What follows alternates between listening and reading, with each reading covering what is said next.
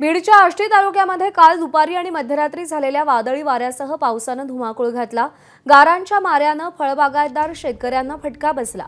आष्टीतील गहिनीनाथ गड, चिखली यासह परिसरात झालेल्या पावसानं झोडपून काढलं।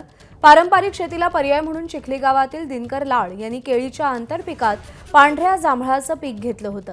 मात्र गारांसह झालेल्या पावसानं केळी बागा आणि जांभळाची बागही उद्ध्वस्त झाली।